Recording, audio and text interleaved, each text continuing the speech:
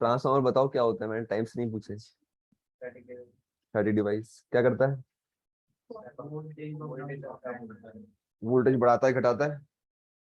ठीक है, रिक्वायरमेंट हमारी होनी चाहिए, ठीक है, हमें कैसा चाहिए वोल्टेज। ठीक है, और फ्रीक्वेंसी के बारे में?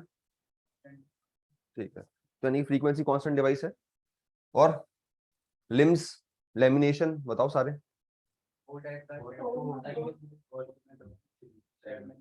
ठीक है, लेमिनेशन यू आर राइट, ठीक है। ठीक है, और वाइंडिंग्स के शेप सैंडविच और कंसेंट्रिक किस किस में होती है? सैंडविच किस में होती है? ठीक है, कंसेंट्रिक कोर टाइप में। और क्या पढ़ा था? डेफिनेशन के अलावा वो बताओ, अगर साइड लिम 100 मीटर स्क्वायर की है तो सेंट्रल लिम कितने की होगी? 200 की। ठीक, साइड लिम में कितना फ्लक्स था? ठीक है, और क्या पढ़ा था? कॉपी नहीं लाए? एक ही दिन में कॉपी बदल गई। और बताओ, जल्दी जल्दी बताओ, टाइम हो गया, 1:30 बज गई है। हाँ वो बताओ, दोनों बताओ। कोर टाइप में क्या रहता है?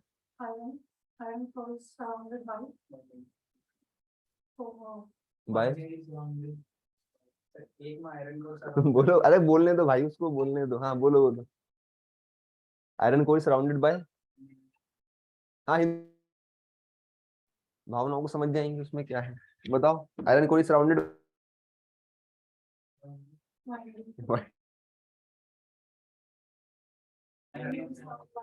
ठीक है, ठीक है, तो एक वैसे बात थी, नहीं पढ़ेंगे, पता है आप लोगों को? अच्छा, तो ऐसा क्यों? हाँ बाद में बोल रहे हैं, ठीक है। 9 तारीख डेट आ गई क्या आपके पास? डेट दी है 9 तारीख।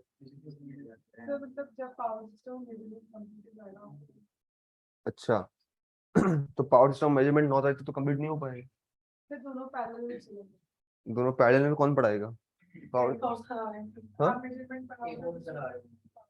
अच्छा, पावर सिस्टम स्टार्ट हो रहा है क्या? ठीक है, तो भी 9 तारीख तक तो खत्म नहीं हो पाएगा, तो मतलब ठीक है, तो मेजरमेंट्स पढ़ेंगे फिर आज। मेजरमेंट्स में सिलेबस देखा है सबने? नहीं देखा? सिलेबस नहीं देखा? देखो,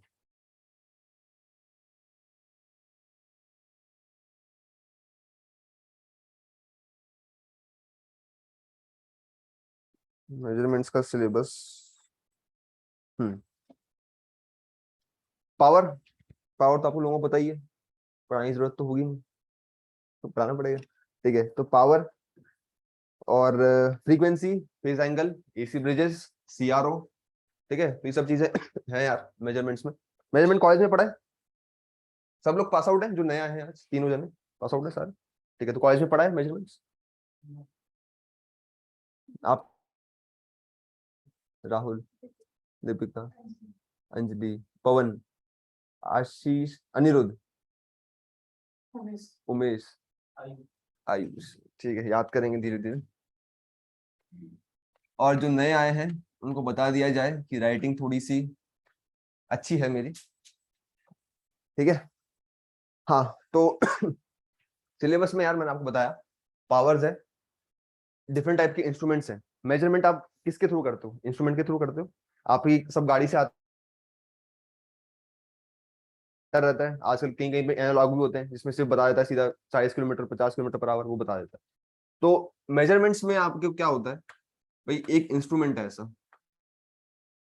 स्केल बनी हुई है, आप मेजर क्या कर रहे हो वो डिपेंड करता है। करंट मेजर कर रहे हो, वोल्टेज, पावर, एनर्जी, क्या मेजर करना चाहते हो, उसके हिसाब से हमारे जो इंस्ट्रूमेंट्स हैं वो बदलते रहते हैं। ठीक है, इंस्ट्रूमेंट भी अब कितने तरह के होते हैं वो सब आगे देखेंगे वाले हैं, लेकिन स्टार्टिंग में अगर हमें मेजर करना है कुछ क्वांटिटी, तो हम किससे करते हैं? इंस्ट्रूमेंट से। देखो, मैं थोड़ा टाइम पहले ट्रेन से ट्रैवल कर रहा था, जब मैं देहरादून आया तो एक मैंने फोटो ली थी, ट्रेन की फोटो है ये, ट्रेन के इंस्ट्रूमेंट देखो आप,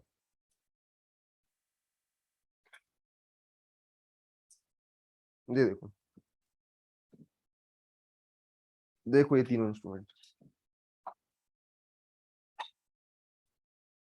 कॉलेज में भी देखे होंगे ये, देखे? दिखा दो भाई, जो राहुल जी को दिखा दो, सबको दिखा दो, देखे ऐसे इंस्ट्रूमेंट्स? तो ये ट्रेन में लगे हुए थे, तो ट्रेन से मैंने फोटो ली थी। ये इंस्ट्रूमेंट्स में अब आपको देखो उसमें आप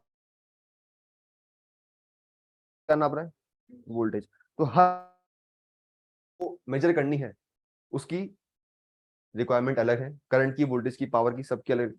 कुछ और मत देख लें, लाओ लाओ, फोटो देखने को बोला था, फोटो ही देखेंगे बस। चलो ठीक है, तो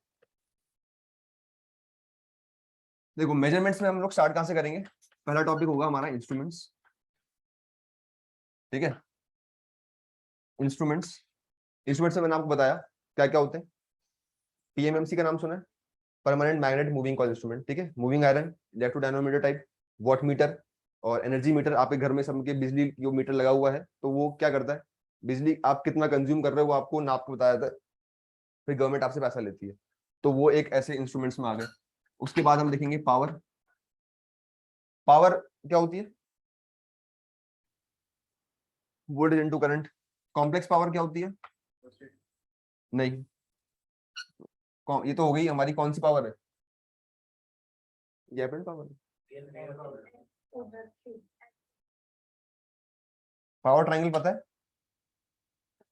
और नेटवर्क में पढ़ा है ना? हाँ बताओ, इधर क्या आता है? एस। इतना डर के क्यों बोल रहे हो? यूनिट क्या होती है इसकी?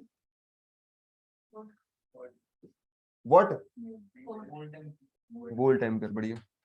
हाँ, इधर क्या आता है?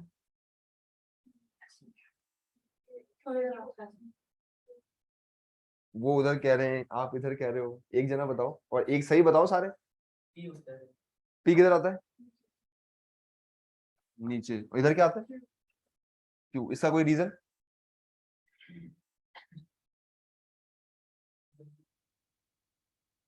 एंगल के हिसाब से देखो एस क्या होता है? P square plus Q square, ये होता है। तो पी और क्यू और एस, सही है। एस की यूनिट, पी की यूनिट क्या होती है, कल बताई थी मैंने ट्रांसफॉर्मर में, वॉट। क्यू की क्या? के वी ए। हाँ, वी आर कौन बोला? V A R. के वी किसकी होती है? ट्रांसफॉर्मर की, ठीक है? तो ये आपका पावर ट्रायंगल है। हाँ, बात कर रहे थे हम पावर की। पावर कितने फॉर्म की होती है? सिंगल फेज और थ्री फेज, ठीक है? आपके घर में जो मीटर्स लगे हैं सारे, सब थ्री फेज मीटर्स हैं। तो पावर्स के बारे में पढ़ेंगे। पावर वी आई, हाँ। कॉम्प्लेक्स पावर की बात हो रही थी, वो बताओ कॉम्प्लेक्स पावर क्या होती है? ये तो ये है वी आई, ये क्या है भाई? ये है एक्टिव पावर। ये बताओ, एक्टिव रिएक्टिव नहीं, मैं कॉम्प्लेक्स पावर पूछ रहा हूँ। वी आई साइन थीटा तो कोई पावर नहीं होती, वी आई कॉस थीटा जरूर होती है, पर वो भी कॉम्प्लेक्स पावर नहीं होती है। V I cos theta, V I cos theta, theta क्या है? V and I. Theta picture में कब आया भाई? देखो यहाँ मैंने वी आई कॉस थीटा लिखा है, यहाँ मैंने वी आई लिखा है, तो ये दोनों फर्क क्या है, और दोनों कब यूज करोगे कब नहीं करोगे, ये बताओ। दोनों में फर्क क्या है तो ये बताओ।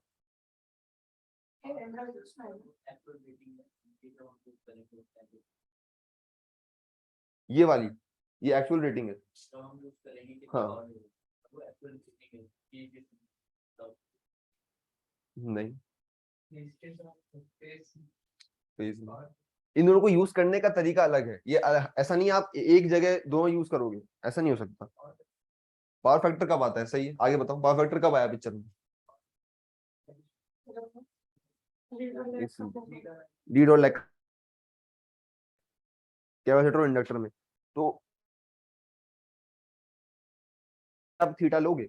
अगर मैं बोलता हूँ भाई, मैं तुमको बताता हूँ यार ये रजिस्टर है, ये आपका एक मैंने कुछ भी वोल्टेज सोर्स दे दिया है, बताओ इसमें पावर कितनी लॉस हो रही है, तो इसको लगाने का कोई मतलब है क्या? क्यों नहीं? सेम थीटा जीरो हुआ तो ये घूम फिर के वीआईपी तो आ गया, इतना घूम के आओगे सीधा सीधा वीआईपी चले जाओ। तो ये थीटा कब आया पिक्चर में? जब आप इंडक्टर कैपेसिटर की बात कर रहे हो। एक्चुअली बात करते हैं भाई, यहाँ पे पंखा लगा हुआ है, पंखे में इंडक्टर भी है, रजिस्टर भी है, कैपेसिटर भी है, तब जाके हम यहाँ पे जो पावर कंज्यूम कर रहे हैं, जो हमारे डोमेस्टिक लोड्स हो गए, इंडस्ट्रियल लोड्स हो गए, सब जगह कैसे लोड्स हैं? सारे इंडक्टिव लोड्स हैं लगभग लगभग, कैपेसिटिव लोड बहुत कम है। और अगर कैपेसिटिव है भी सही तो भी थीटा आएगा ही पिक्चर में। तब जाके हम बात करते हैं वी आई कॉस थीटा की। अभी भी क्वेश्चन अधूरा है, कॉम्प्लेक्स पावर। तो वी आई कॉस थीटा भी एक तरह से एक्टिव पावर ही है, ठीक है। हाँ, कॉम्प्लेक्स पावर।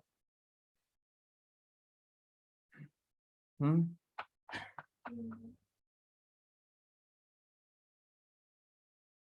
सही लिखा है। ये क्या लगाया है ऊपर मैंने? कंजुगेट। तो V I conjugate complex power होगी या नहीं होगी? कॉम्प्लेक्स पावर किस फॉर्म में होती है? कॉम्प्लेक्स पावर का मतलब समझते हो क्या होता है? थोड़ा तेज बोलो, यहाँ तक की आवाज नहीं आ रही, तेज बोलो। हाँ भाई, कॉम्प्लेक्स पावर का मतलब समझते हैं? नहीं। जब कोई भी लोड एक्टिव पावर भी कंज्यूम कर रहा है और रिएक्टिव पावर भी कंज्यूम कर रहा है, तब हम कहते हैं कि वो लोड कैसी पावर कंज्यूम कर रहा है? Reactive complex power. इसको लिखने का फॉर्म क्या होता है? P प्लस माइनस जे क्यू। पता है तो P प्लस माइनस जे क्यू में क्या है? ये कॉम्प्लेक्स पावर ही तो है आपकी, ये कॉम्प्लेक्स पावर है, ये आपकी एक्टिव पावर है। एक्टिव पावर में भी और इसको मैं, ये है मेरी steady state power, steady state power, ठीक है। ठीक है, कोई डाउट? वी आई कंजुगेट है क्या, कब आया? जब एक्टिव पावर और रिएक्टिव पावर दोनों आप कंज्यूम कर रहे हो, आपका लोड कंज्यूम कर रहा है, तब जाके हमारा कॉम्प्लेक्स पावर आती है। तो लोड्स हमारे सारे कैसे हैं? सारे कॉम्प्लेक्स पावर पे चलते हैं, क्योंकि रिएक्टिव पावर पंखे को भी चाहिए, आपके बल्ब को भी चाहिए, टीवी को भी चाहिए, एसी को भी चाहिए, सबको चाहिए, ठीक है। ठीक है, तो मेजरमेंट्स में इंस्ट्रूमेंट्स हो गए, पावर हो गई। थर्ड चीज एसी ब्रिजेस। ब्रिज समझते हो क्या होते हैं? क्या होते हैं ब्रिजेस? बोलो भाई, ब्रिजेस क्या होते हैं? व्हीटस्टोन ब्रिज का नाम सुना है? कैसा होता है? 4 रेजिस्टेंस ऐसे बीच में गैल्वेनोमीटर। ये सिंबल अब तो याद रहेगा ना? कल करंट कह रहे थे कुछ लोग, तो ये गैल्वेनोमीटर है ये, ठीक है। हाँ बताओ आगे, बैलेंस कंडीशन बताओ इसकी। पी क्यू आर एस, एक एक करके बोलो, बताओ। सारे ही चुप हो गए, एक तो बोलो, एक एक करके बताओ। आर अपॉन एस, और बताओ, और बताओ।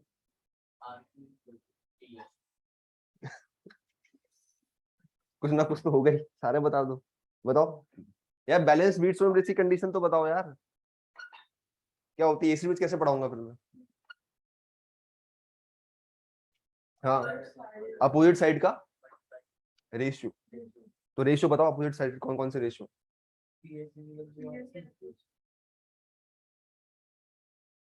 बढ़िया। तो अपोजिट आर्म्स ये है ना, अपोजिट आर्म्स ये दोनों है, तो इनका रेशियो जब बराबर आएगा, तब आपका गैल्वेनोमीटर डिफ्लेक्शन शो करेगा या नहीं करेगा? नहीं करेगा। तभी तो हम कहते हैं बैलेंस बीट्स ब्रिज। तो गैल्वेनोमीटर डिफ्लेक्शन शो कब नहीं करेगा? जब आप बैलेंस कंडीशन को सेटिस्फाई करवाते हैं। एसी ब्रिज में भी हमें यही करना है, बस फर्क क्या होगा, अभी तक हम सिर्फ यहाँ पे क्या देख रहे हैं? रेजिस्टेंसेस। मैं यहाँ पे कैपेसिटेंस लगा दिया, यहाँ पे मैंने क्या लगा दिया? इंडक्टर। कुछ भी ऐसे, ये कुछ सर्किट नहीं है, लेकिन मैं बता रहा हूँ होगा क्या। कहीं ना कहीं हमें मैक्सवेल ब्रिज में ऐसा मिलेगा कि यार यहाँ पे इंडक्टर है, कहीं हमें मिलेगा कि पैरेलल में कैपेसिटेंस है, कहीं कहीं हमें दोनों दोनों चीजें मिल जाएंगी। तब आप देखो इसमें आपको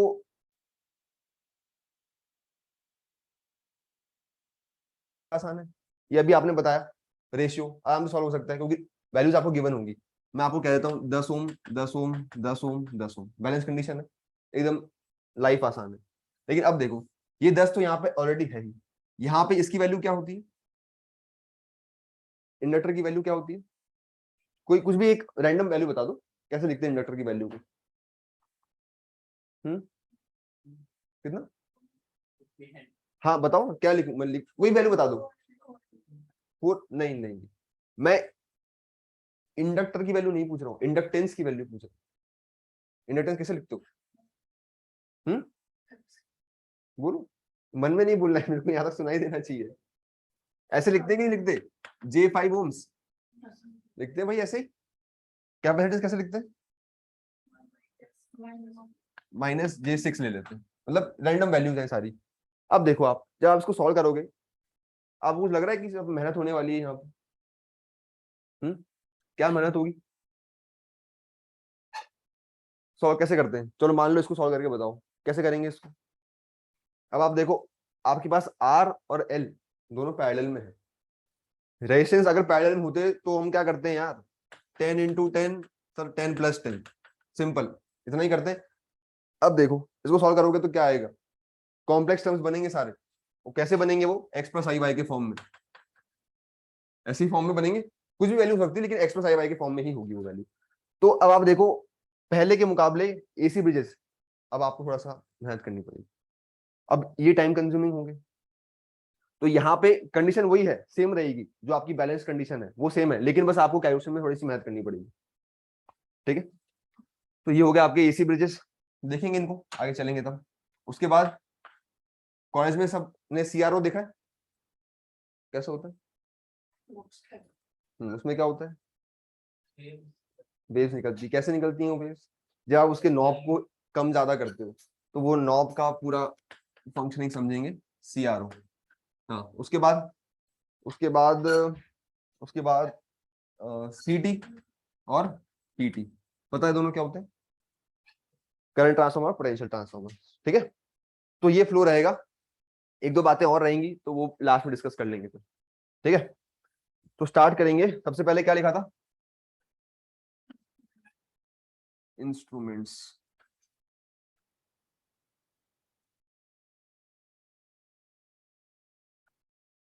इंस्ट्रूमेंट्स देखो, इंस्ट्रूमेंट्स इंस्ट्रूमेंट्स तीन तरह के होते हैं। एक तो आपका हो गया घर का बिजली वाला बिल, बिजली का मीटर, वो कैसा इंस्ट्रूमेंट है? डिजिटल वो तो एनालॉग हो गया, वो आपको रीडिंग बता देगा कि तुमने 100 वाट बिजली खत्म करी, यूज करी या कुछ भी। पर आपको बिल कब मिलता है, महीने के एंड पे मिलता है, यानी कि महीने भर आपने कितनी बिजली कंज्यूम करी, आपको उसका पैसा देना पड़ेगा। तो एक कैसे हो गए, इंटीग्रेटिंग। इंटीग्रेटिंग एक अभी मैंने फोटो दिखाई थी, वो कैसे इंस्ट्रूमेंट्स थे? इंस्टेंट डिफ्लेक्टिंग नहीं, डिफ्लेक्टिंग तो उनकी प्रॉपर्टी है कि भाई वो कांटा इधर से इधर जाएगा तो वो डिफ्लेक्ट हो रहा है कांटा, बाकी वो प्रॉपर्टी है। वो इंस्ट्रूमेंट कैसा है, इंडिकेटिंग। इंडिकेटिंग भाई 10 एम्पियर 50 वोल्ट जो भी वो इंडिकेट कर रहा है तो वो इंडिकेटिंग हो गया। एक और, इंडिकेटिंग, इंटीग्रेटिंग और रिकॉर्डिंग। बढ़िया, रिकॉर्डिंग में क्या आ सकता है, कुछ बता सकते हो?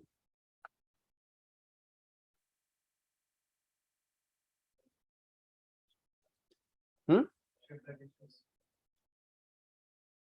बताओ बताओ।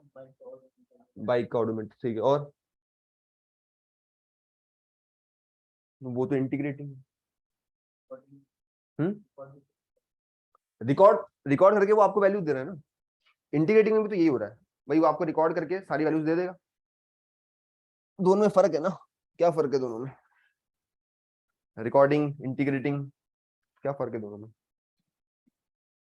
हम्म, रेजिस्टेंस तो एलिमेंट है। क्या, वेरिस्टर, सिस्मोग्राफ, हाँ ठीक है। सिस्मोग्राफ क्या होता है? अर्थक्वेक नापने वाला, भाई अर्थक्वेक नापने वाला क्या इंस्ट्रूमेंट होता है, आपको हर एक पल पे वो बताता रहता है कि अभी इतना वो चल रहा है, सिस्मिक वेव्स की जो वैल्यूज है वो बताता रहता है। तो वो इंडिकेटिंग, वो रिकॉर्डिंग इंस्ट्रूमेंट है। जिस दिन वो ऐसा हो गया कि यार इतना थ्रेशोल्ड के ऊपर पहुंच गया, आपको बता देगा अभी अर्थक्वेक आने वाला है। तो वो सब इंस्ट्रूमेंट्स होते हैं। इनकी डेफिनेशन लिख लो सारे, पहले इनको वो बना लो, इंटीग्रेटिंग, इंटीग्रेटिंग और रिकॉर्डिंग, और इनकी डेफिनेशन लिख लो।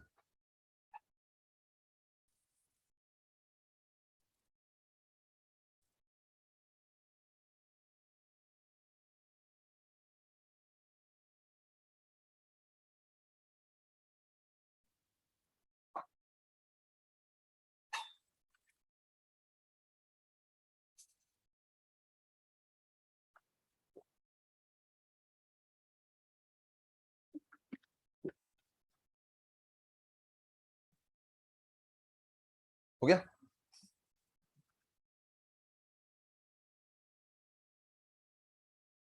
ठीक है, चलो लिखो। In all these secondary instruments, इनको हम लोग सेकेंडरी इंस्ट्रूमेंट्स भी बोलते हैं। In all these secondary instruments,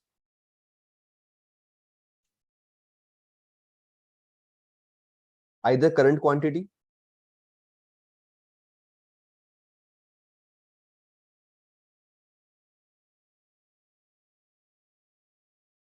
in all these secondary instruments either current quantity or voltage quantity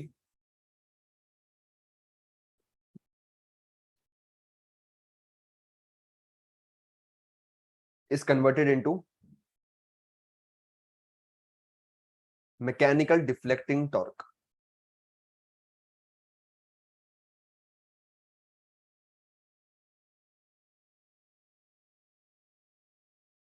And by means of scale, mechanical quantity, mechanical deflecting torque, deflecting torque. And by means of and by means of scale and pointer, we can obtain the readings.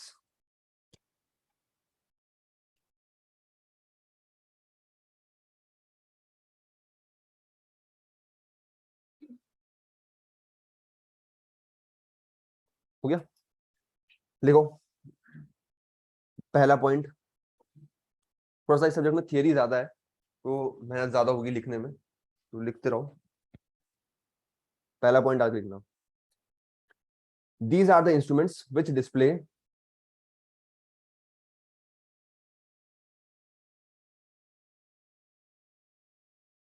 these are the instruments which display the reading only at the time of measurement.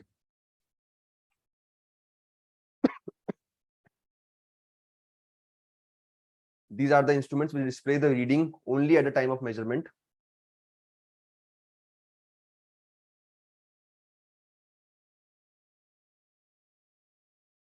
They does not have any storage facility or any storing device.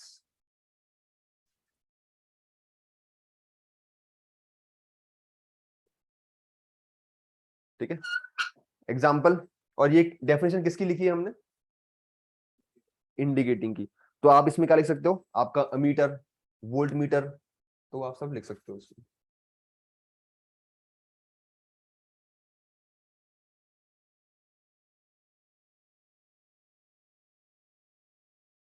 ठीक है, second point, these are the instruments, these are the instruments which record the continuous variations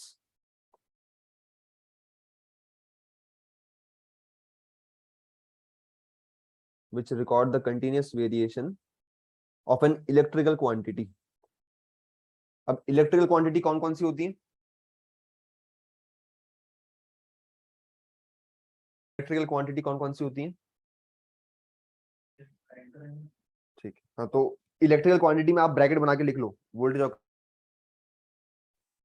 और example में इसमें लिख लो।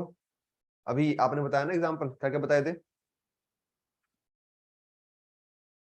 Example वही बताए थे ना, ओडोमीटर और सिस्मोग्राफ, तो वो दोनों एग्जांपल लिख लो इसमें। थर्ड पॉइंट रिकॉर्डिंग का,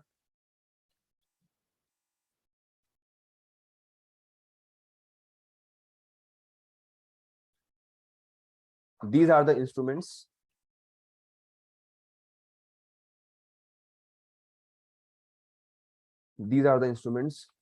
which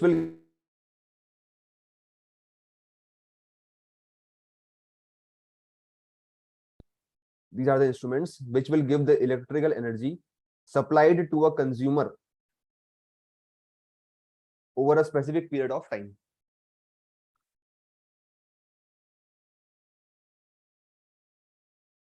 ठीक है, रिपीट करूं पूरा, कहां से? Supplied to a consumer over a specific period of time.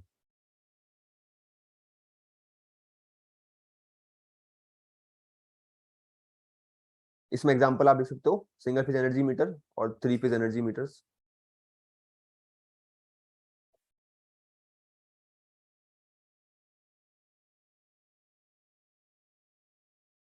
ठीक है,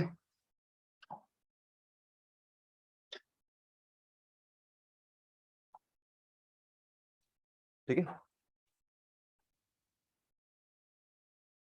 चलो अब देखो कैसा भी है, इंडिकेटिंग, रिकॉर्डिंग और इंटीग्रेटिंग। उसमें पॉइंटर या फिर जब वो रिकॉर्ड कर रहा है, किसके थ्रू रिकॉर्ड कर रहा है? पॉइंटर हिल कैसे रहा है? टॉर्क की वजह, वोल्टेज और करंट की वजह से।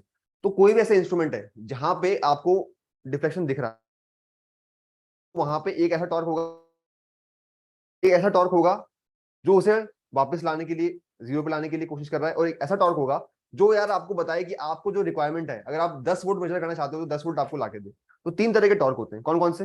एक डिफ्लेक्टिंग टॉर्क हो गया, एक कंट्रोलिंग टॉर्क हो गया, एक और डैम्पिंग टॉर्क भी उसी को बोलते हैं।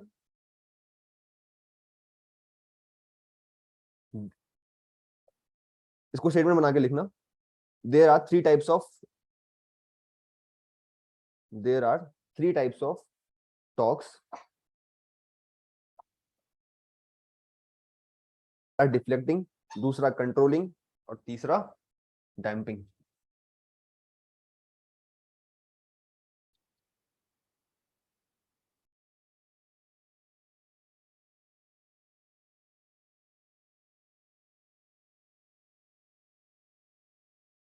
ठीक है,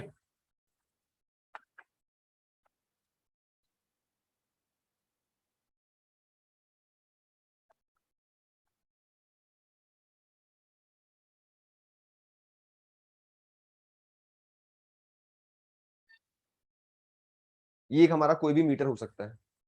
ठीक है, अभी मीटर कैसा भी हो सकता है, volt meter, ammeter, watt meter, कुछ भी हो सकता है। इसको, इसके, जब ये मीटर स्टार्ट में था, जब स्टार्टिंग पॉइंट पे था, तब ये कहां पे था? जब कुछ भी नहीं है, जीरो पे, यानी कि ऐसे। ठीक है, ये जीरो पॉइंट है। आपने कुछ मेजर करना चाहा, यार ये घूम के यहां चला गया, आपने इतनी क्वांटिटी मेजर करना चाहिए, पर ये यहां पे कैसे रुका रहेगा? कांस्टेंट हो जाएंगे। क्या चीजें कांस्टेंट होंगी? आपका डैम्पिंग टॉर्क, सॉरी आपका कंट्रोलिंग टॉर्क और डिफ्लेक्टिंग टॉर्क। जब ये दोनों टॉर्क्स कांस्टेंट हो जाएंगे, बराबर हो जाएंगे, तब आपको एक स्टेडी स्टेट वैल्यू मिल जाएगी। अगर ये मान लो ये 50 है, तब जाके आपको ये 50 मिल जाएगा। ठीक है, तो इसको यहां से यहां तक कौन ला रहा है? Deflecting torque. इसको यहां रख कौन रहा है?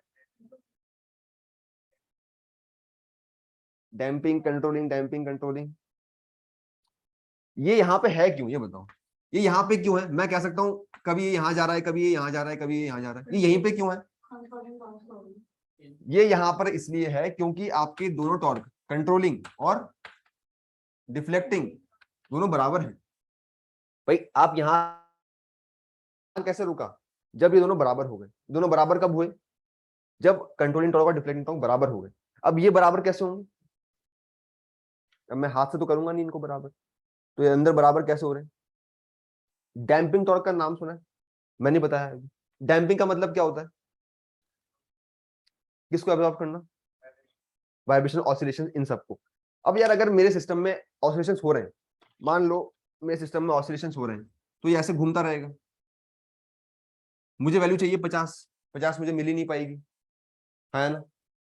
तो ये यहाँ पे रहे, इसकी मदद कौन कर रहा है, डैम्पिंग टॉर्क। डैम्पिंग टॉर्क का असली मकसद क्या है कि जितने भी ऑसिलेशंस हो रहे हैं आपके, ये जितने भी ऑसिलेशंस हैं इनको डैम्प आउट करें। डैम्प आउट कब होंगे, जब ये स्टेडी स्टेट में आ जाएंगे। कब आएंगे, जब ये होगा। ठीक है, तो इनको आप लिखो, कंट्रोलिंग टॉर्क लिखो। The torque which is required to move the pointer from its initial position, deflecting torque में लिखो the torque which is required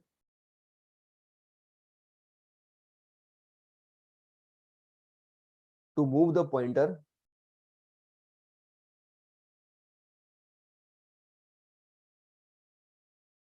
from its initial position, और इनिशियल पोजिशन क्या थी, 0, steady state position, due to continuous current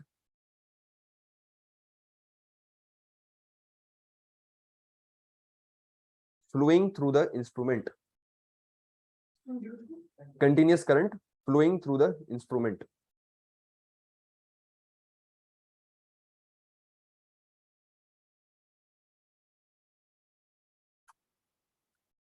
अब देखो, लिख लिया सबने। मान लो सिर्फ मेरे पास एक डिफ्लेक्टिंग टॉर्क ही होता, इसके अलावा मेरे पास कुछ टॉर्क नहीं है, 3 टॉर्क में से सिर्फ एक ही टॉर्क है, तो ये कहां जाएगा, लास्ट पोजीशन पे। भले ही मुझे नापना नहीं होगा इतना, पर फिर भी वहीं जाके रुकेगा। तो इसीलिए कंट्रोलिंग और डैम्पिंग टॉर्क का होना भी जरूरी है। तो इसको भी लिख लो, इसी पॉइंट को। If controlling and damping torques, हाँ इसी में आप कंटिन्यू करके लिख सकते हो, इफ, बट इफ लगा लेना। If controlling and damping torques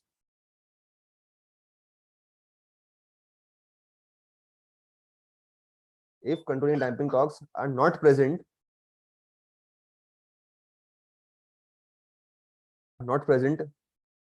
then the pointer will be reaching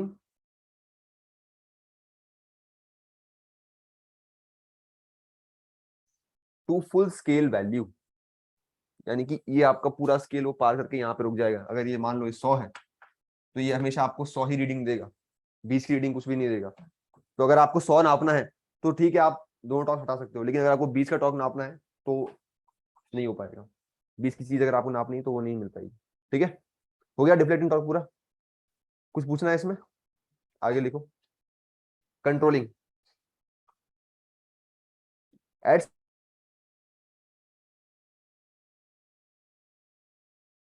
at steady state, both deflecting and controlling torques are equal.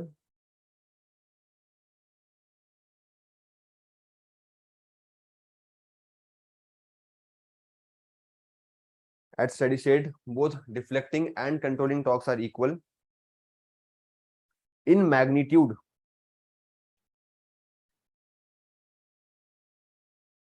Magnitude तो हमने यहां भी बराबर कर दिया था, इसके अलावा और क्या हो सकता है।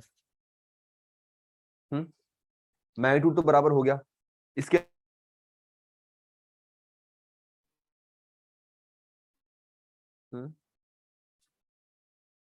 टॉर्क कैसी क्वांटिटी है, टॉर्क कैसी क्वांटिटी है। हम लोग टॉर्क पढ़ रहे हैं तो टॉर्क के बारे में बेसिक बातें तो पता होनी चाहिए। टॉर्क कैसी क्वांटिटी है,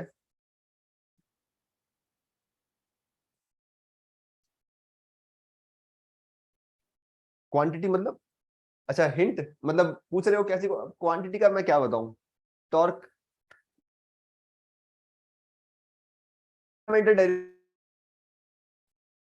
मैं बता दूंगा तो फिर खत्म ही हो जाएगा। स्केलर या वेक्टर में से कैसी क्वांटिटी है, स्केलर क्वांटिटी है, स्केलर क्वांटिटी है। अब स्केलर में हंस गया तो वेक्टर तुमने बोल दिया, क्या है, डायरेक्शन कहां पर है, ऐसा कुछ जरूरी नहीं टॉर्क सर्कुलर मोशन में होगा। टॉर्क तो मैं चाहूं तो मैं, ये मेरे पास कुछ भी है, एक स्लैब मान लो, मुझे अगर टॉर्क बनाना है कैसे बनेगा, जब मैं परपेंडिकुलर फोर्स लगाऊंगा तो F इंटू एल, ये एल क्या है, लेंथ। फोर्स कहाँ लगा रहे हो आप, परपेंडिकुलर डायरेक्शन में लगा रहे हो, तो अब जाके मेरा टॉर्क बनता है। तो टॉर्क में परपेंडिकुलर डायरेक्शन आया या नहीं आया, तो आप स्केलर क्यों कह रहे हो। वेक्टर कैसे होता है, मैग्नीट्यूड प्लस डायरेक्शन। तो जब दोनों चीजें हैं तो स्केलर कैसे हुई, वेक्टर हुई। अब स्केलर नहीं है तो वेक्टर ही है फिर तो। कैसी क्वांटिटी है, मैग्नीट्यूड यहाँ पे इक्वल कर दिया है, तो अब डायरेक्शन में क्या हुआ, अपोजिट। तो अगर मैं डिफ्लेक्शन ऐसे बता रहा हूँ लेफ्ट से राइट, तो चलो इसको मान लो ये कौन सा डायरेक्शन,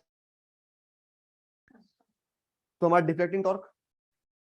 और अगर डिफ्लेक्टिंग क्लॉकवाइज तो ये, यानी दोनों अपोजिट चलेंगे। अगर एक क्लॉकवाइज है तो दूसरा एंटी क्लॉकवाइज है। तो लिख लो उसमें, आगे कंटिन्यू करो। एंड एक्टिंग अपोजिट,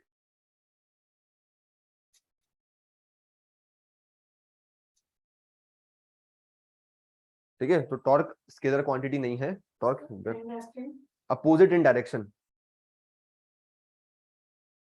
अब डायरेक्शन अगर अपोजिट है तो क्या समझते हैं इससे हम, क्या फ्लक्चुएट होगा। पर हमने अभी इक्वल किया है तो फ्लक्चुएट कैसे होगा।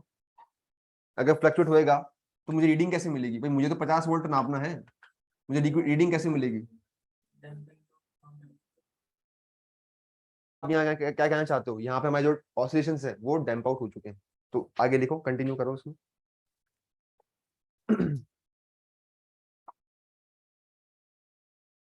the moving system the moving system relations the moving system produces oscillation which is undesirable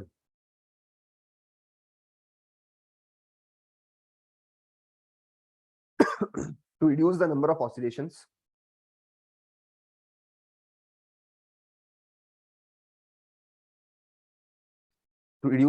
oscillations we are going to apply a torque that is damping torque. Apply a torque that is called damping torque.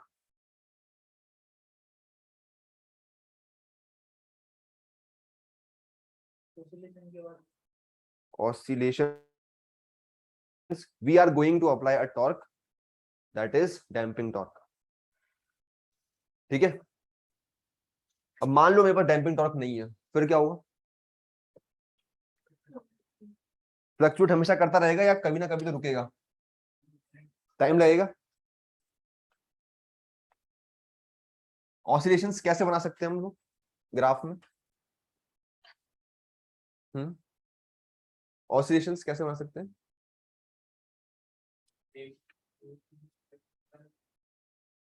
ऐसे, ठीक है। अब अगर मैं कहता हूं मुझे क्या बनाना है, मुझे बनाने हैं ऑसिलेशंस प्लस स्टेडी स्टेट, तो कैसे बनेगा,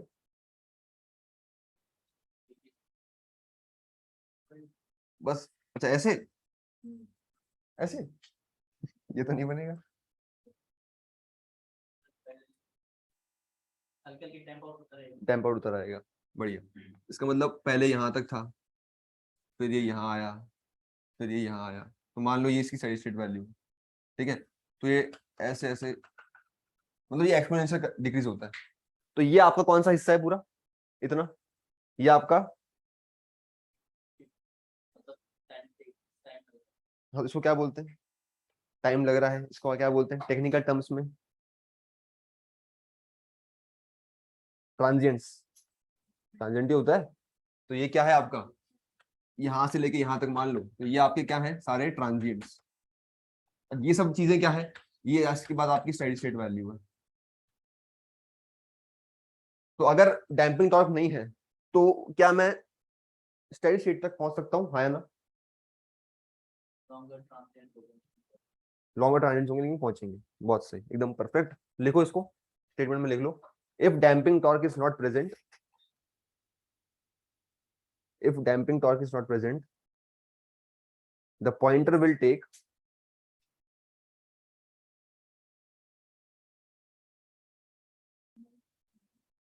if the damping torque is not present, the pointer will take more time to reach the steady state value.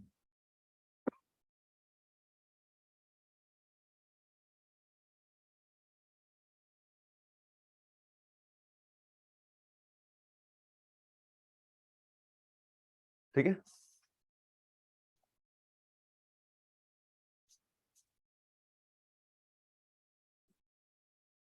हो गया? ठीक है, अब हमारा जो मैग्नेट्स है, मैग्नेट्स तो नहीं, हमारे जो इंस्ट्रूमेंट्स हैं वो बहुत सारी चीजों से अफेक्ट करते हैं। आप अगर कहीं बाहर लेके जाओगे तो हो सकता है वो किसी मैग्नेटिक फील्ड के इन्फ्लुएंस में आ रहे हैं, हो सकता है किसी इलेक्ट्रिक फील्ड के इन्फ्लुएंस में आ रहे हैं, हो सकता है आप गलत ऑब्जर्व कर रहे हो सकता है अंदर ही उसमें कुछ मतलब गलतियां हो जिससे वो आपको करेक्ट रीडिंग नहीं दे पा रहा है। तो वो सब चीजें क्या होती हैं? फैक्टर्स। क्या होती है? एरर्स। एरर्स पे बाद में आएंगे। Factors affecting the readings of an instrument. ठीक है, अब क्या क्या फैक्टर्स हो सकते हैं जो मैंने अभी सारे गिनाए? एक तो मैग्नेटिक फील्ड, एक इलेक्ट्रिक फील्ड, और टेम्परेचर, बहुत बढ़िया। ह्यूमन एरर, बहुत बढ़िया। ह्यूमिडिटी, नेचुरल फैक्टर्स है ना, ह्यूमिडिटी। और बारिश आ गई, तूफान आ गया, कुछ भी हो सकता है। आप मेजर करने गए हो बाहर, कुछ भी हो सकता है। तो लिखो, पहला फैक्टर लिखो मैग्नेटिक फील्ड। हाँ, हेडिंग ये डाल लो आप सब लोग, factors affecting the readings of an instrument. Writing समझ में नहीं आए तो बोल सकते हो।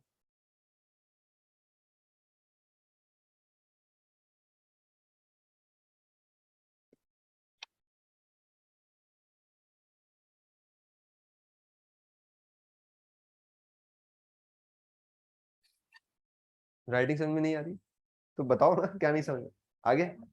अच्छा ठीक, हो गया।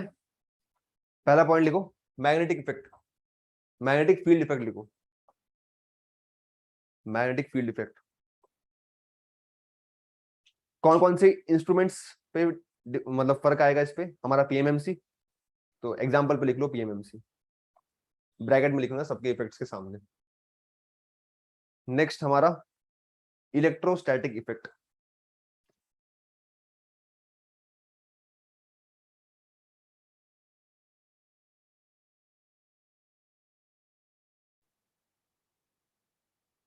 ठीक है, इलेक्ट्रोस्टैटिक इफेक्ट। थर्ड लिखो, इलेक्ट्रोमैग्नेटिक फील्ड ऑफ अट्रैक्शन और रिपल्शन।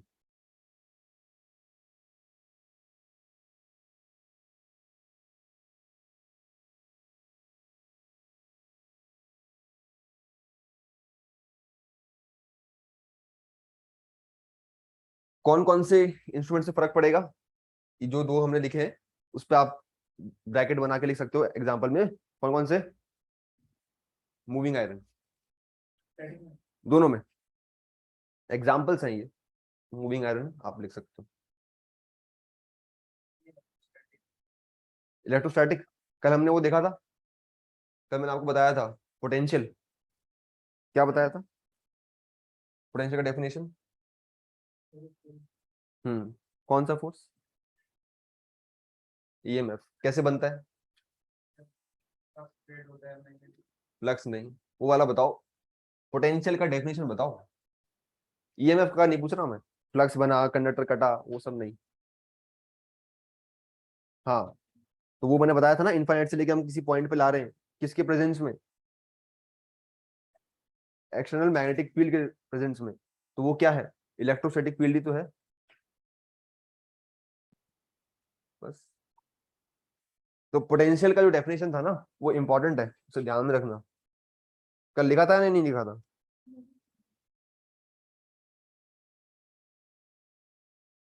हो गया। नेक्स्ट पॉइंट लिखो, इलेक्ट्रोमैग्नेटिक इंडक्शन इफेक्ट।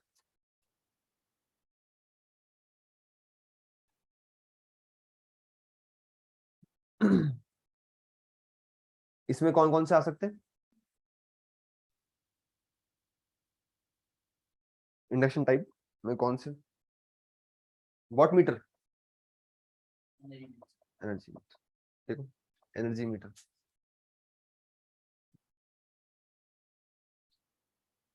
नेक्स्ट देखो thermal effect.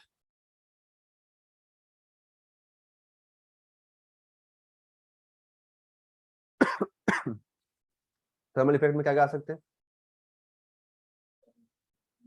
Ammeter.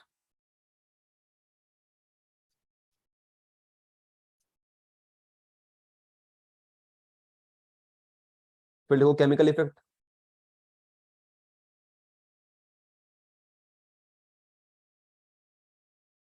Chemical effect का वो बताओ।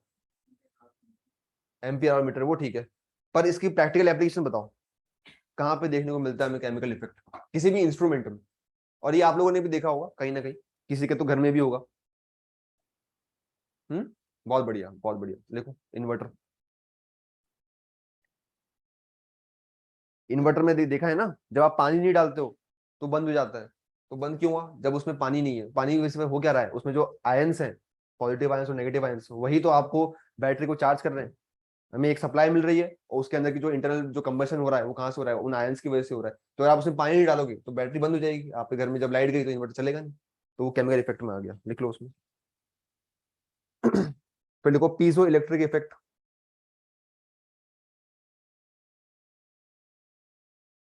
पीजो इलेक्ट्रिक इफेक्ट्स, इसमें क्या आते हैं? इसका तो एक बहुत कॉमन एग्जांपल है, ट्रांसड्यूसर।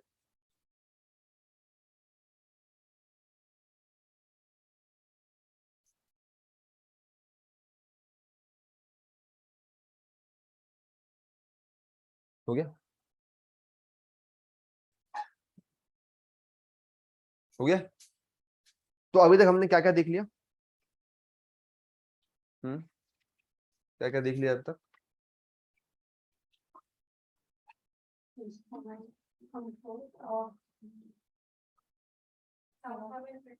पीजो इलेक्ट्रिक, इसमें क्या होता है? ट्रांसड्यूसर, ट्रांसड्यूसर देखे हैं, पढ़ा है? पढ़ा है, क्या होता है बताओ?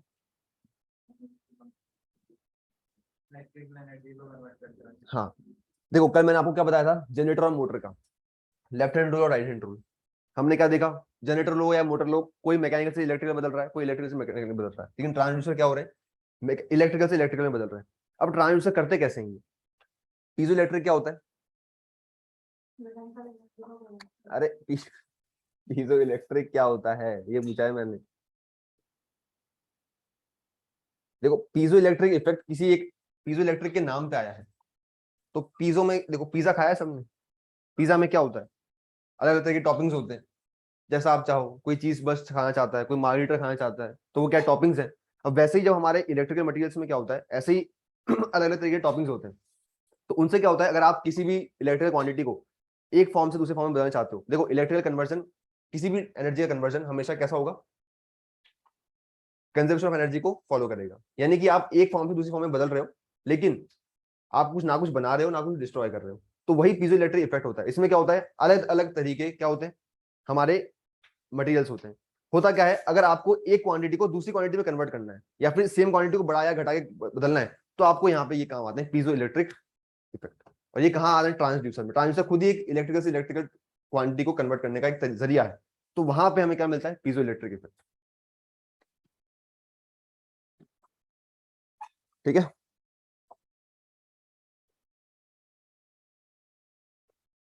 चलो अब मेन इंस्ट्रूमेंट्स पे ही जाते हैं। ये सब बातें थी जो जानना जरूरी है। अब इन सभी बातों को अपन जितने भी इंस्ट्रूमेंट्स पढ़ेंगे, PMMC, moving iron, electrodynamometer type, watt meter, single phase, three phase, और हाँ चारियां, बस। तो पहला, सबसे पहला P M M C, full form बताओ? मैग्नेट मूविंग कॉइल इंस्ट्रूमेंट, लिख लो पीएमएमसी, हेडिंग डाल लेना।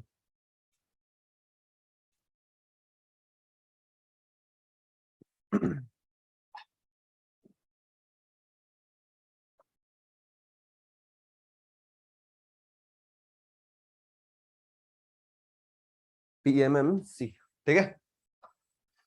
सबसे पहले हमने टॉक्स की बात करी थी, डिफ्लेक्टिंग, कंट्रोलिंग और डैम्पिंग। उसकी बात हम पीएमएमसी में भी कर लेते हैं। सबसे पहले कौन सा लिखा था? Deflecting torque, TD. ठीक है, तो टी डिफ्लेक्टिंग को टीडी लिखेंगे, कंट्रोलिंग को टीसी लिखेंगे और डैम्पिंग को वापस टीडीए लिख देंगे। ठीक है, डायरेक्टली प्रोपोर्शनल टू करंट। जब आप करंट भेजोगे, तो आपका जो पॉइंटर है वो कितना डिफ्लेक्ट होगा? Directly proportional. इसका मतलब क्या होता है? जितना ये बढ़ रहा है उतना ये भी बढ़ेगा। तो क्या मैं कह सकता हूँ ये स्ट्रेट लाइन को फॉलो कर रहा है? तो ये कैसी इक्वेशन हुई है? ये इक्वेशन कैसी हुई?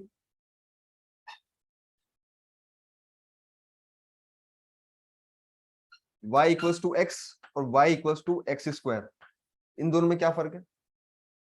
इक्वेशन के टाइप बताना, ये मतलब सर एक्स है एक्स स्क्वायर है, ये नहीं। लीनियर और नॉन लीनियर, तो वो कैसी हुई? लीनियर हुई। क्यों हुई? क्योंकि अगर आप करंट बढ़ा रहे हो, आपका डिफरेंट टॉर्क बढ़ रहा है। ग्राफ देखते हैं ना हम लोग, यही तो होता है, ये होता है। तो लिखो लीनियर इक्वेशन, ये लिख लो। उसके बाद आगे लिख रहा हूं, T D directly proportional to current.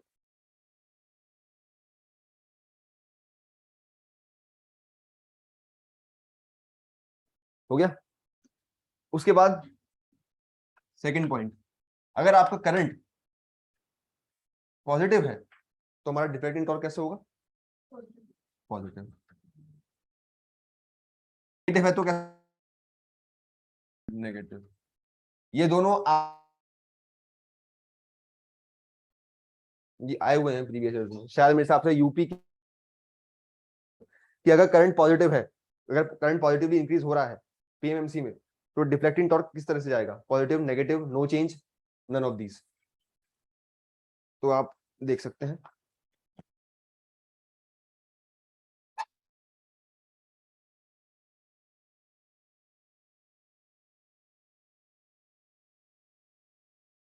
ठीक है, पीएमसी की खासियत और है,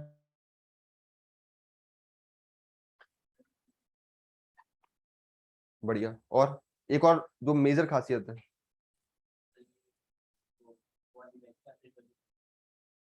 एवरेज वैल्यू शो करता है या नहीं करता है?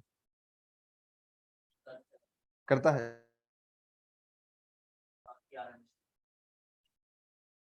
ठीक है, और बताओ एवरेज वैल्यू क्या होती है, ये बताओ। डीसी वैल्यू, तो इसका मतलब आप कह रहे हो कि ये पीएमसी डीसी डीसी पे वर्क करता है। डीसी और एसी, हाँ भाई, एक हो गया। आगे और कोई? आप भी डीसी कह रहे हो, ठीक है, एक और डीसी। हाँ, और जल्दी जल्दी बताओ सारे। डीसी, हाँ, नहीं पता आप? नहीं नहीं नहीं, कुछ नहीं, एकदम अपोजिट। सिर्फ और सिर्फ एसी पे काम करेगा, डीसी पे काम नहीं करेगा।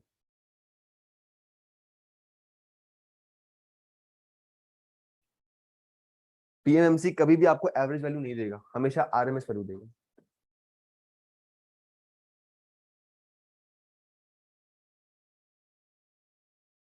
पीएमएमसी हमेशा आपको कैसी वैल्यू देगा? कभी भी आपको एवरेज वैल्यू नहीं देगा। It only works on AC. लिखो,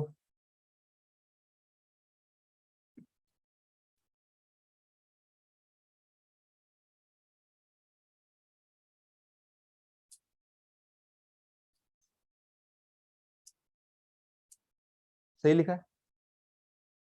सही नहीं लिखा? तो डीसी पे वर्क करेगा, डीसी पे करेगा। हाँ, तो लिखो, ये लिख लो। कुछ ना कुछ तो लिखना ही पड़ेगा ना, क्या लिखेंगे बताओ? अरे देखो, मैं तो कुछ भी बोलूंगा यार, ये थोड़ी है कि मैं सही बता रहा हूँ। डीसी पे वर्क कर रहा है, एसी पे वर्क कर रहा है, क्या है? देखना क्या पड़ रहा है? देखना क्यों पड़ रहा है, ये तो बताओ। डीसी है तो लिखो ना, उस पे बोलो सर एवरेज वैल्यू पे काम करता है, बोलो सर हम सही कह रहे हैं, बताओ सर नहीं आप गलत बता रहे हैं, बोलो। तो डीसी पे वर्क करता है कौन? पीएमएमसी। बाकी सारे इंस्ट्रूमेंट जो आपने बताए थे सर, मूविंग आयरन हो गया, और कौन से? इलेक्ट्रोडायनामोमीटर टाइप इंस्ट्रूमेंट हो गए, और कौन से? वॉट मीटर्स हो गए, वो सब कहाँ पे वर्क करते हैं? एसी पे। वॉट मीटर वैसे डीसी पे भी वर्क कर लेता है, तो अगर आप डीसी सप्लाई दोगे तो भी आपको वॉट मीटर की वैल्यू, मतलब पावर की वैल्यू निकाल के देगा। लेकिन पीएमएमसी हमेशा कहाँ वर्क करेगा, सिर्फ और सिर्फ डीसी पे। और डीसी वैल्यू क्या होती है, आपकी एवरेज वैल्यू। तो ये आपको जब भी वैल्यू निकाल के देगा, ये आपकी एवरेज वैल्यू होगी, ना कि आरएमएस या फिर अपना पीक फैक्टर और फॉर्म फैक्टर, इससे नहीं निकलते, सब हमेशा एवरेज वैल्यू निकलेगी। ठीक है, तो ये लिख लो, स्टेटमेंट लिख लिया सबने या लिखवाना पड़ेगा?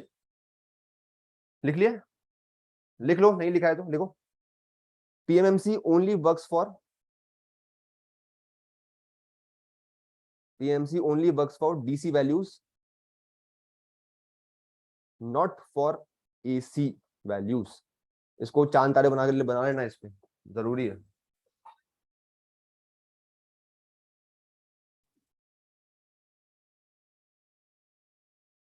अब वो बुक बताओ यार, कल वाली बुक बताओ, बुक खोलो, क्वेश्चन कर लेते हैं थोड़े बहुत जितने भी होंगे। बुक बताओ।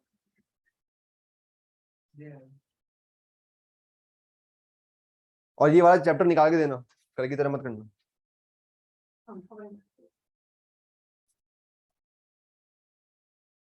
हार्ड कॉपी है क्या? सॉफ्ट कॉपी तो कल भी थी, हार्ड कॉपी निकाल कर दो।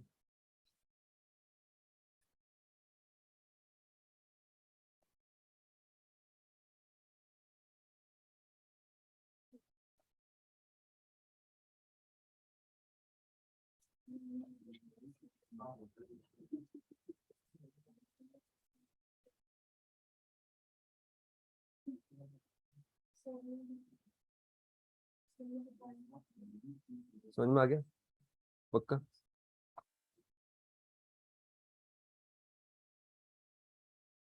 जल्दी।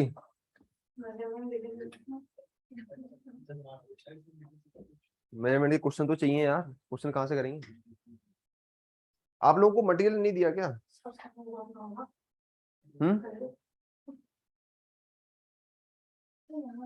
मटेरियल नहीं दिया है, मांगा भी नहीं है, क्यों? तो वहां जाके बैठ जाओ, सर दो, नहीं जा रहे घर आज, कौन कौन नहीं देगा? कल घर ही मत जाओ, वो घर वाले आ जाएंगे तुमको लेने, कैसे नहीं देंगे?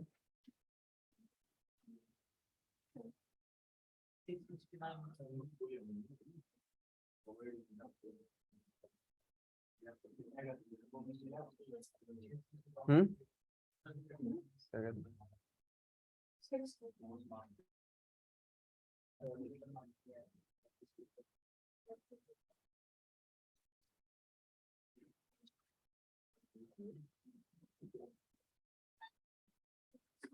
हम्म।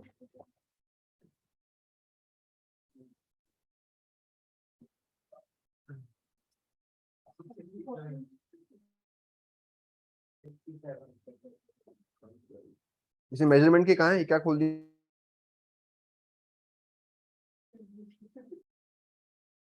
है तो?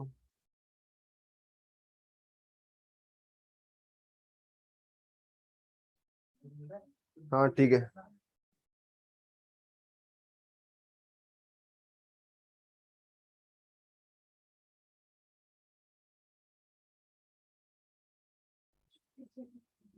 जी सबके पास नहीं है क्या ये?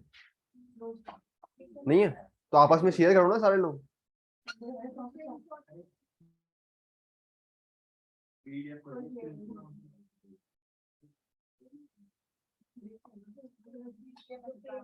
हम्म। अच्छा वीकेंड में, चलो सुन लो, कोई बात नहीं, सुन लो, जो क्वेश्चन है मैं डिटेक्ट कर देता हूँ, सुन लो।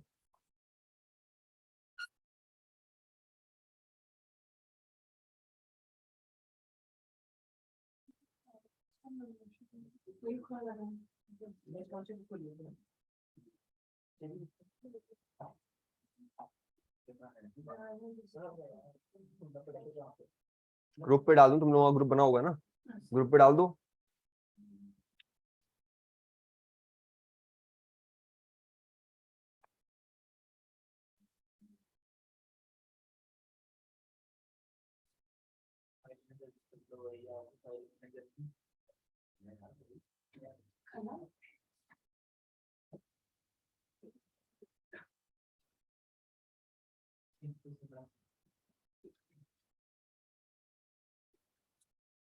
मिल रही है या अपन करें? मिल गई, चलो। Torque by weight ratio of an instrument क्या होता है? क्या होता है? Torque by weight ratio of an instrument. Torque by weight ratio, torque हमने देखा था ना, torque by weight ratio. Question number, ये पता नहीं कौन सा पेज है, तुम तो बस देख लो यार, कहीं ना कहीं तो मिल ही जाएगा तुम। पेज नंबर पता नहीं कहाँ लिखे हैं इसमें, चलो बताओ यार, टाइम नहीं है।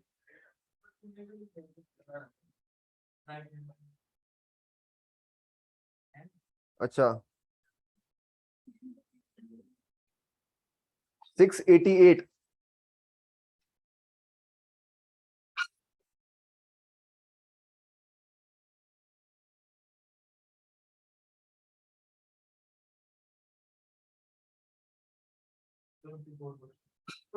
मिल गया? हाँ भाई, टॉर्क बाय वेट रेशियो, और आंसर की मत देख लेना नीचे। Torque bye torque by weight ratio क्या होता है? सेंसिटिविटी, आपका इंस्ट्रूमेंट कितना ज्यादा सेंसिटिव है। किसके ऊपर सेंसिटिव है? किसके ऊपर सेंसिटिव है? सारे फैक्टर्स पे, जितने भी हमने देखे थे ना अभी, वो इतने सारे लिखे थे, केमिकल इफेक्ट, इलेक्ट्रिसिटी इफेक्ट, फलाना ढिमका, 10 देखे थे। वो सब इफेक्ट्स पे आपकी सेंसिटिविटी डिपेंड करेगी, कितना ज्यादा आपका इंस्ट्रूमेंट सेंसिटिव है उन सारे इफेक्ट्स को लेकर। एक क्वेश्चन में तुमको मिल नहीं रहा है, तो तुमने क्या दे दिया, क्या किया है ये? हाँ, क्वेश्चन नंबर 24। 24, page number 688।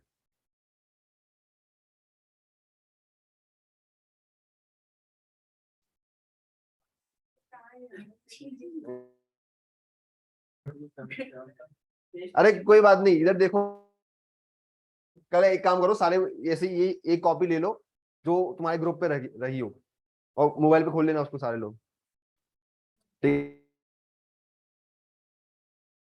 हाँ चलो, इसको नोट्स में डाल लो फटाफट। वेट रेशियो क्या होता है? सेंसिटिविटी।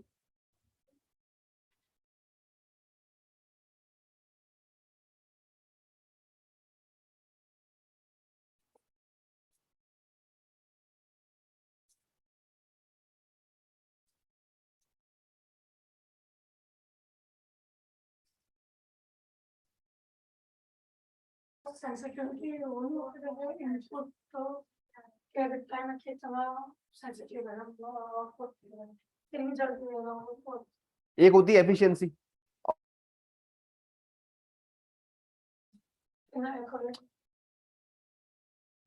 एफिशिएंसी आउटपुट की होती है, output of torque upon weight, मतलब बाकी सारे फैक्टर्स पे कितना इफेक्ट कर रहा है, उसकी रीडिंग्स कितनी इफेक्ट हो रही है। अगर आपको 50 वोल्ट चाहिए, तो अगर सेंसिटिविटी ज्यादा है, तो अगर आप हल्का सा भी कुछ ना कुछ इधर एरर हुआ, तो 50 का वो 60 दे देगा। अगर सेंसिटिविटी कम हुई, तो ऐसा भी हो सकता है कि डिफ्लेक्शन ज्यादा आना चाहिए लेकिन वो कम आ रहा है।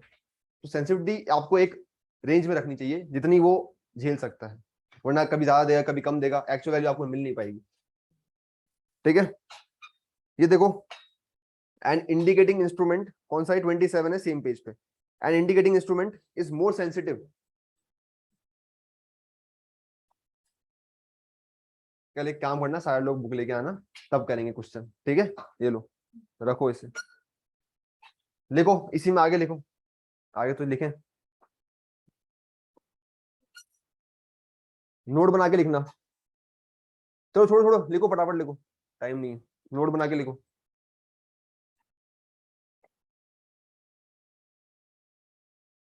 और नोट इंपॉर्टेंट है तो ढंग से लिखना। Except PMMC, all induction type AC instruments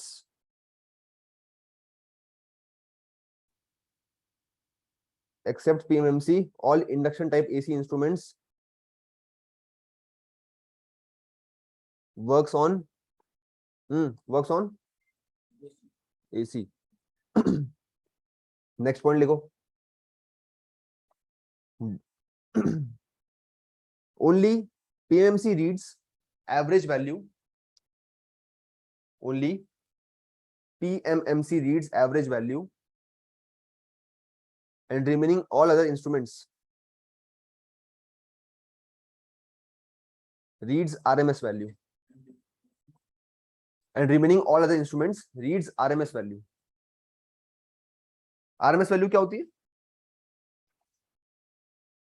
root mean square. उसमें होता क्या है, कैसे निकालते हैं RMS वैल्यूज हम? अंडर रूट ऑफ किसका under root?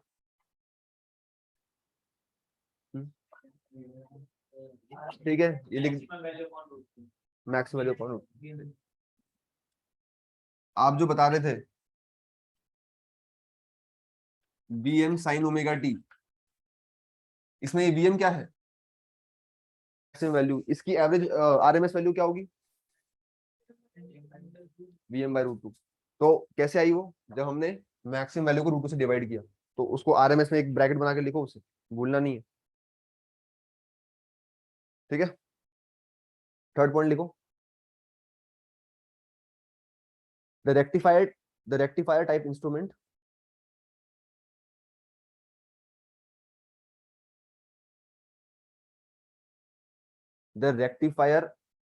type instrument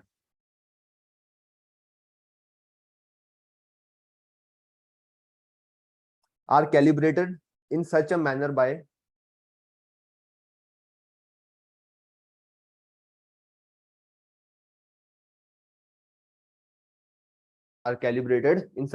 by multiplying factor, by multiplying its form factor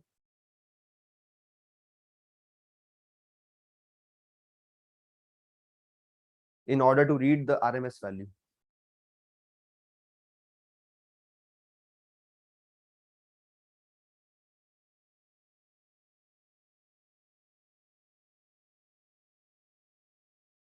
बताओ फॉर्म फैक्टर क्या होता है? 1/2. मैंने वैल्यू नहीं पूछी है. Peak upon average. ठीक है, और वैल्यू नहीं पूछी है. वैल्यू तो आप साइन वेव बता दोगे 1.11, वो तो अलग हो गया. मैंने फॉर्म फैक्टर का मतलब पूछा है, या फिर फॉर्मूला बताओ, खुद ही बता दो जैसी आपकी इच्छा. Average upon RMS same. बोलो भाई.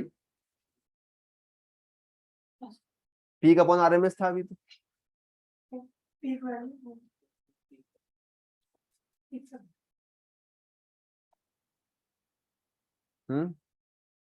फॉर्म फैक्टर क्या होता है? फॉर्म फैक्टर होता है, और कौन सा फैक्टर होता है एक और?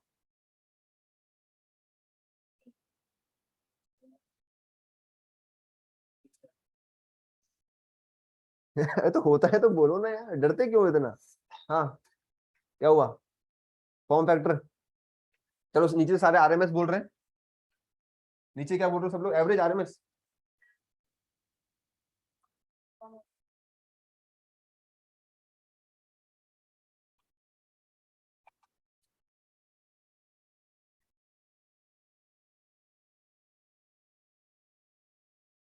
नीचे सारे एवरेज एवरेज बोल रहे हैं. हाँ, ऊपर RMS. ठीक. तो आपको आरएमएस पता होगा तो आप फॉर्म फैक्टर निकाल सकते हो. एवरेज वैल्यू आप निकाल ही सकते हैं सारे. तो फॉर्म फैक्टर में लिख लो ये क्या होता है, आरएमएस अपॉन एवरेज.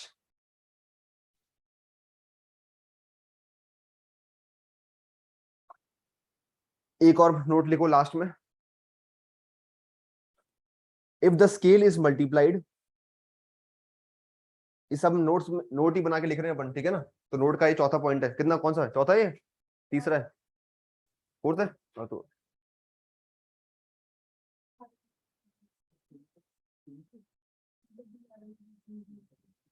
हाँ, वो कुछ भी हो सकता है. ऊपर क्वांटिटी कुछ भी हो सकती है.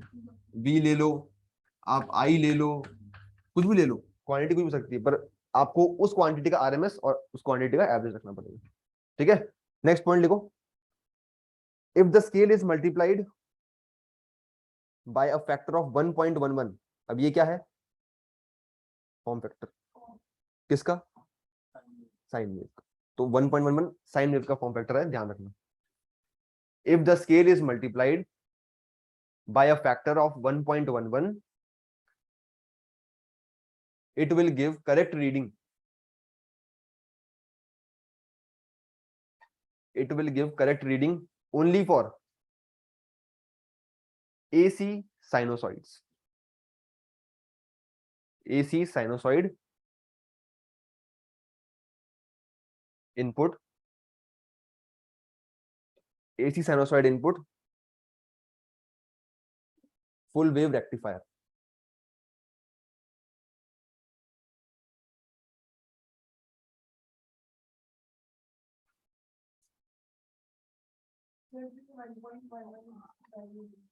साइन वेव की बताई थी। साइन वेव का फॉर्म फैक्टर है 1.11। और साइन वेव कैसा होता है? साइन वेव पता है सबको कैसी होती है? कैसी होती है साइन वेव? जल्दी बताओ कैसी होती है। हाँ, किधर से स्टार्ट होती है? इधर से या इधर से? ऐसे। मैक्सिमम वैल्यू कितनी होती है? VM1। VM1 होता है?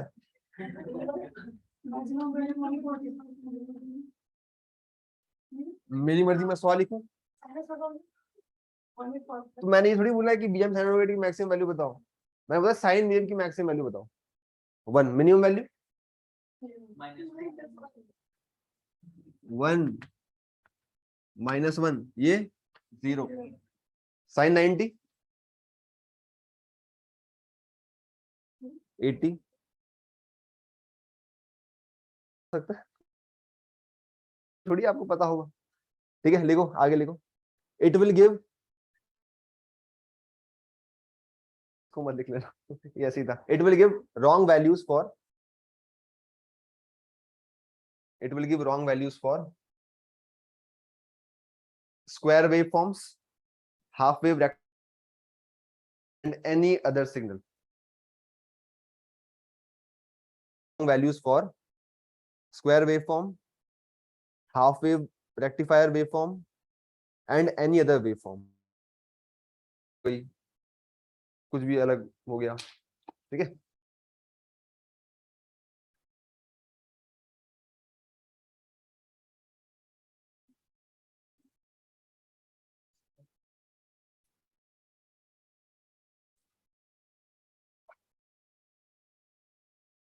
ठीक है,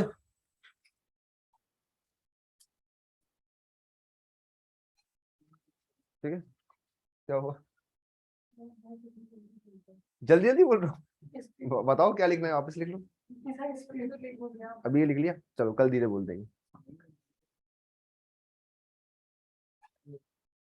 क्या रिमोट चाहिए? क्या चाहिए बोलो ना, बंद करना है।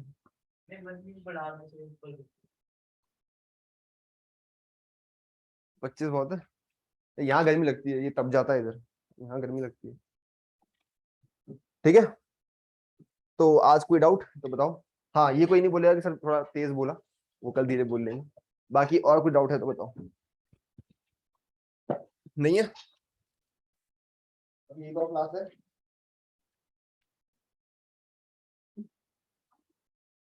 मेरी तो है, मेरी तो है।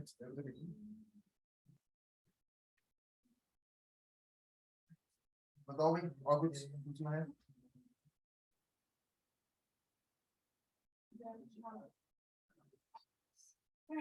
जोर से बोलो यार।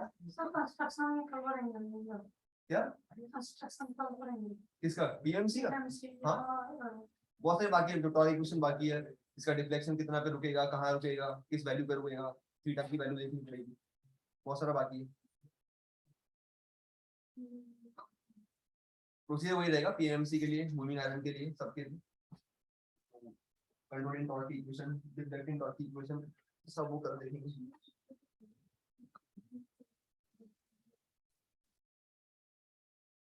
क्या है यार, ये है ना, मेरे को दी गई थी कि सर आप इसमें से पढ़ाना, पर इससे मैं ही नहीं पढ़ पाया, तो क्या पढ़ा था, फिर मैंने अपने नोट्स देखे। तो इसमें कोई क्वेश्चन है कि वो कर लेते हैं।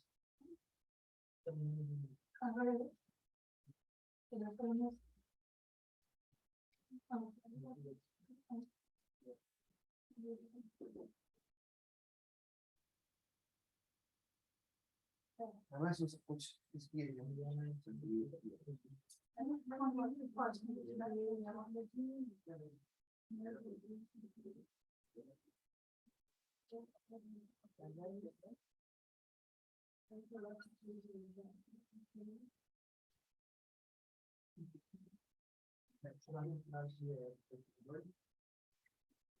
तेज बोलो यार, जहाँ तक भी आवाज है। तो ये लोग कैसे रीजनल लैंग्वेज में बात करते हैं? नहीं सर, तो मुझे नहीं आता। तो आप लोग सारे यहीं के हो लोग? ये लोग तो बाहर के हैं, चार। आप तीनों हरिद्वार से। वैसे कहाँ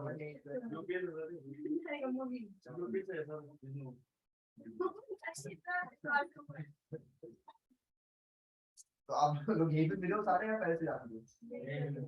हम लोग पहले से। क्या?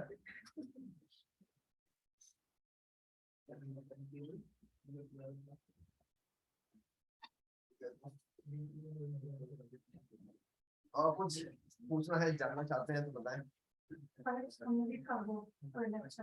पूरे लेक्चर की हम बहुत बढ़िया लॉन्ग नोट्स दो यार एक दिन,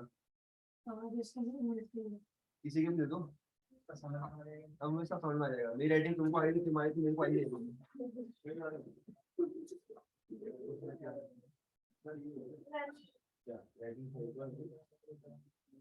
दिखाना बहुत पड़ता है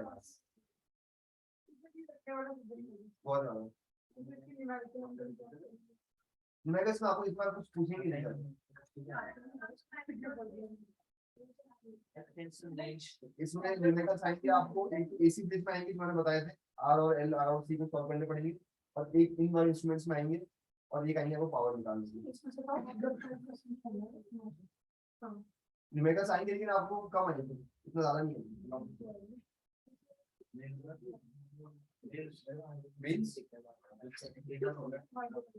धीरे धीरे, हाँ हाँ, और उसमें तो आएंगे, उसमें तो आएंगे। उसमें उसमें ज्यादातर आएंगे आपको एसी ब्रिजेस वाले, उसमें टाइम कंज्यूमिंग नहीं लेता हूँ। ऐसा होना चाहिए, जज्बा होना चाहिए। निकलेगा नहीं निकलेगा बात की बात है, पर कम से कम स्टार्ट तो ऐसे करें कि हाँ निकाल लेंगे। पहले ही मर जाते हैं कि निकालेंगे, सोचेंगे करेंगे, तो फिर नहीं निकलेगा। तो कम से कम पहले ऐसे बनो, हाँ निकाल लेंगे। कॉलेज में एक आध पहले पढ़ के पास होते थे। मैं तो होता था, मैं तो होता था 2 घंटे पहले। और पॉइंटर कितना बना था? 7.2 था मेरा। हाँ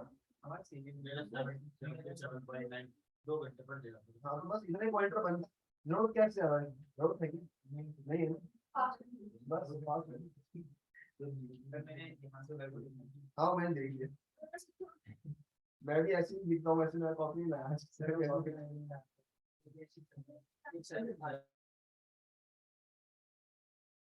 कैसी बात, बट नोट ढंग से होनी चाहिए।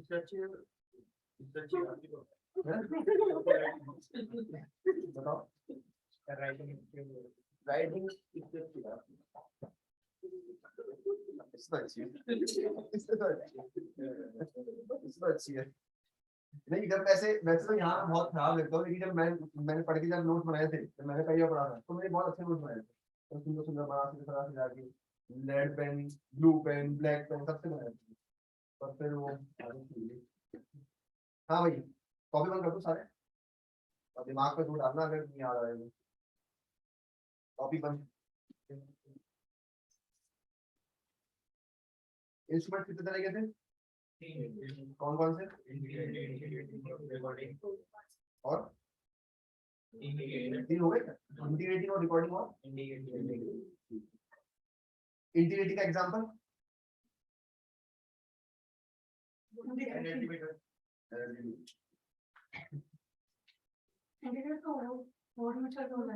मैंने इंटीग्रेटिंग का पूछा, रिकॉर्डिंग का एनर्जी मीटर कहाँ पे आएगा आपके इंटीग्रेशन? सिस्मोग्राफ, सिस्मोग्राफ अर्थक्वेक नापता है ना। इंडिकेटर, अरे यार यहाँ बनाया था, आ गया वो। कौन सा?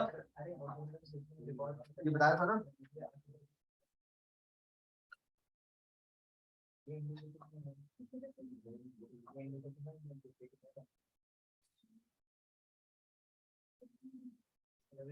Recording example, single phase recording example, energy मतलब आपने कहा है कि इंटीग्रेटिंग में रिकॉर्डिंग को सामने तो कौन तो वो क्या बोलते हैं उसको, ईसीजी, इसीलिए वो लेकिन ईसीजी हमारा हमारा क्या होता है, हमारा ये क्या होता है, मुझे हमारा ही नहीं पता है, हमारा ही स्कैन होता है तो कोई नहीं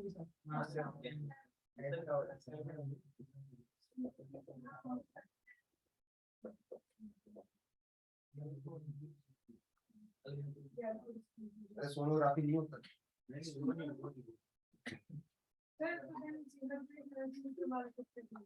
यहाँ लिखा तो है सिंगल पे एनर्जी मीटर, 3 पे एनर्जी मीटर, किसमें ही नाम तो लिखते हैं इसमें। सर आप मुझे किताब लिखना है थोड़ा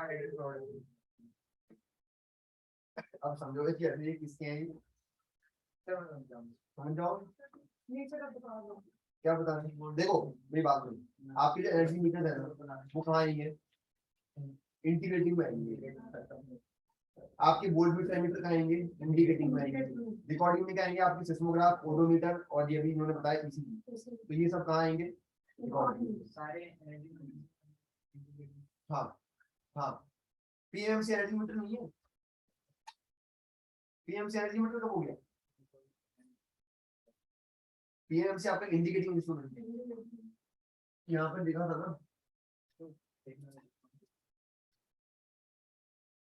डिपेंड इसमें कर रहा है करंट का, आपको जो भी आप बढ़ाओगे घटाओगे तो आपको डिपेंडेंट टॉर्क की वैल्यू देगा, ठीक है। उसके बाद अगर डैम्पिंग टॉर्क नहीं हुआ हमारे सिस्टम में तो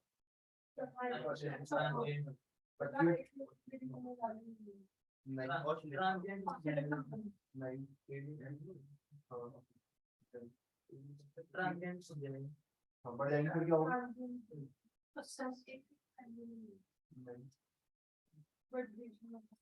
हो जाएगा लेकिन टाइम लगेगा। हाँ हो जाएगा लेकिन टाइम लगेगा, तो आपको ऑसिलेशंस मिलेंगे, आपको ट्रांजिएंट्स मिलेंगे लेकिन टाइम लगेगा, तो स्टेडी स्टेट में पहुंचने के लिए टाइम चाहिए।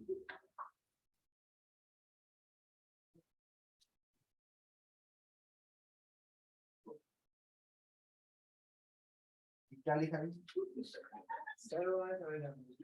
अरे समझ में अपनी बात नहीं है, गलत लिखा है, ये आर एम समान एवरेज क्या लिखा है, क्या होता है भाई आर एम समान एवरेज, आप और नहीं लिखा तो देखना चाहिए क्या लिखा, कौन सही करेगा,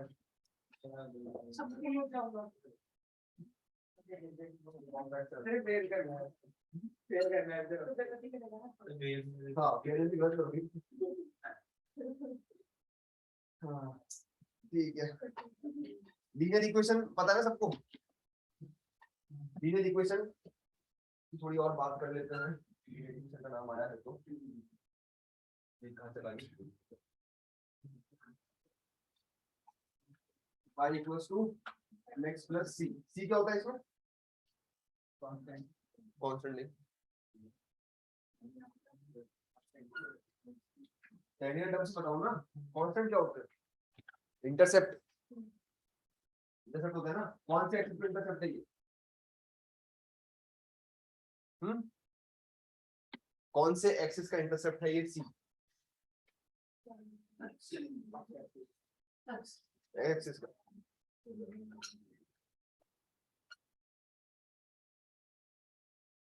ये y एक्सिस का इंटरसेप्ट, ठीक है, तो ये y एक्सिस का इंटरसेप्ट,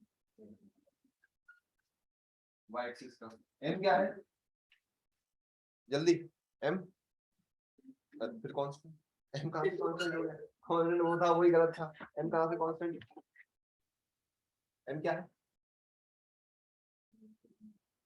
या स्ट्रेट लाइन की इक्वेशन नहीं पता क्या, ये बताओ, ये पता थी या नहीं पता थी, या मैं गलत लिख दी, सही लिखी है ना, तो m क्या है इसमें, क्या है ये क्या है, m क्या है, एक्चुअली जिस पे कहाँ पे वो तो मतलब ये तो टच ही नहीं कर रहा, तो इसको तो एम होगा ही नहीं फिर कुछ भी। हाँ नंबर ऑफ, वैसे गलत ही है। नंबर ऑफ तो कुछ है नहीं। हाँ भाई एम, यार तुम लोगों को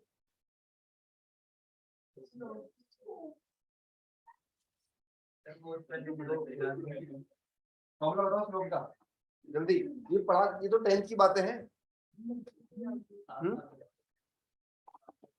अरे तो यार ये तो रोज काम आती है, मैथ्स नहीं पढ़ते क्या? तो आप सब लोग भी डिप्लोमा वाले हैं, तो यार डिप्लोमा में इतनी मैथ्स तो आती है यार।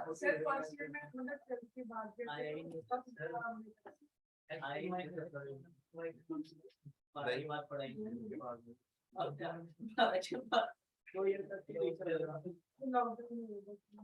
अच्छा लॉकडाउन में तो तुम तो पढ़ ही लेते सारा कुछ। बताओ इसको बताओ जल्दी बताओ, वो तो गलत है। यार श्लोक लोग तो बताओ।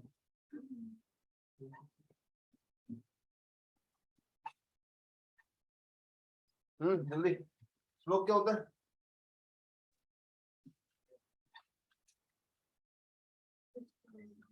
ये होता है, हाँ तो गलत